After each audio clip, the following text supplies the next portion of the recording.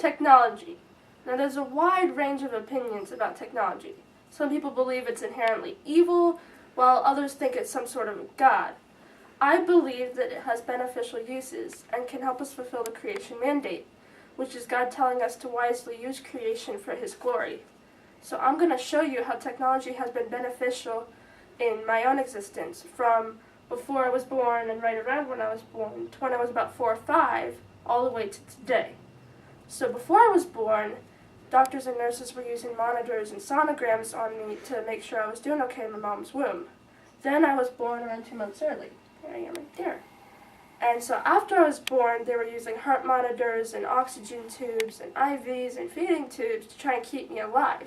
They were also using this thing called a giraffe bed, which, according to a Johns Hopkins newsletter, said it allowed NICU staff to be able to perform operations without having to move the newborn.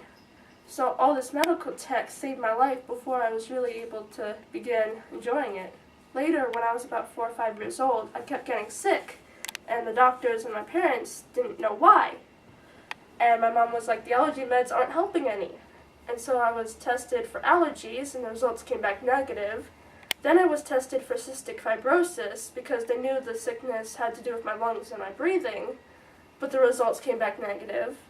And they eventually did CT scans on my hearts and on my lung and my sinuses, and it turns out that I have chronic sinus infections. And so we ended up doing lots of antibiotics and steroids and daily irrigations and daily inhaler. And so all these tests and medicines are other examples of medical technology that has kept me alive so I can be here today. And then today, as a teenage homeschooling student, I use technology in many, many ways. I use it to videotape and post videos of my piano recitals, so that way my grandparents and my friends and family who live far away can see it. I also use it to grow in wisdom like Jesus did. In Luke 2:32 it says that Jesus grew in wisdom and in stature and in favor with God and man.